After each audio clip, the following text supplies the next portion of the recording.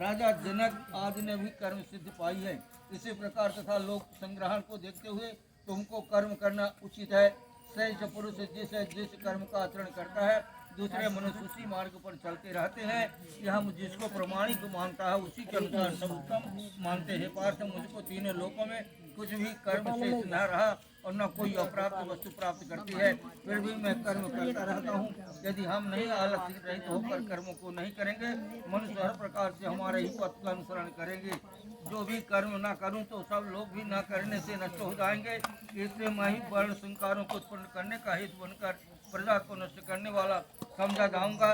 जिस प्रकार एक ज्ञानी फल की इच्छा करके कर्म करता है, वैसे ही फल की इच्छा न करते हुए एक ज्ञानी को लोक शिक्षा की इच्छा करते हुए कर्म करना उचित है।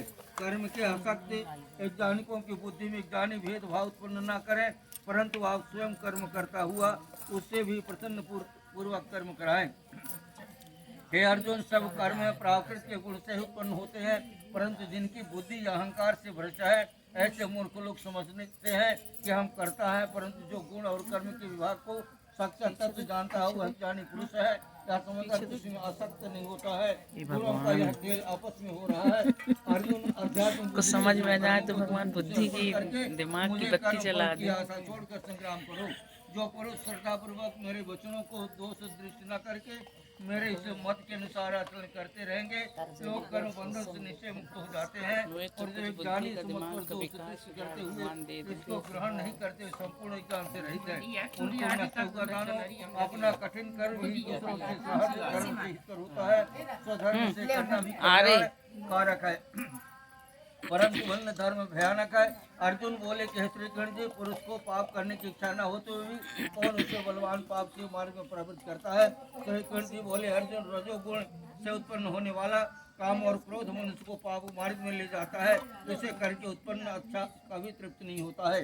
ये महापापी और घोर शत्रु हैं। जैसे धुआं से अग्नि के धूल से दर्पण और झिल्ली में गर्भ का बालक ढका रहता है, उसी प्रकार विषय की इच्छा से आत्मिक ज्ञान ढका हुआ है। पुत्र इस शत्रु काम को करके ज्ञानियों का ज्ञान आच्छादित हुआ है। इंद्रिया, मन और बुद्धि से काम के आश्रय स्थान है। इसके सहारे विषय इच्छा ज्ञान को अशांतित करके जीव को मोहित कर लेता है। कहते हैं तो सर्वप्रथम इंद्रियों को वश में करके एक ज्ञान और विज्ञान को नष्ट करने वाले इस पापी काम को जीतो। कहते हैं कि इंद्रिया प्रबल है, इंद्रिया से भी प्रबल मन है। इस प्रकार जो बुद्धि से परे है उस आत्मा को जानकर निश्चय आत्मा बुद्धि द्वारा मन को निश्चल करके हे महाभाव, तो उस दुर्धर शत्रु काम को जीत लो। ये श्रीमद् भागवत गीता उपनिषद ब्रह्म विद्या योग शास्त्र श्री श्रेष्ठ अर्जुन संवाद तो कर्म योग नाम तृतीय अध्याय। तीसरे अध्याय के महत्व सुनो। श्री नारायण जी बोले कि लक्ष्मी एक शूद्र अकेला ही वन में रहता था, अनर्थों से इकट्ठा किया, किसी कारण सुहद्रव्य जाता रहा।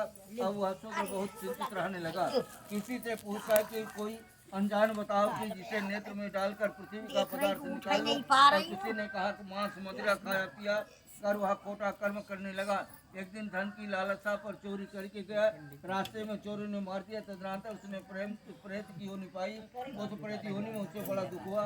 एक बट के वृक्ष पर रात दिन चिल्लाता रहता था कि कोई ऐसा भी है जो मुझे छुड़ाए।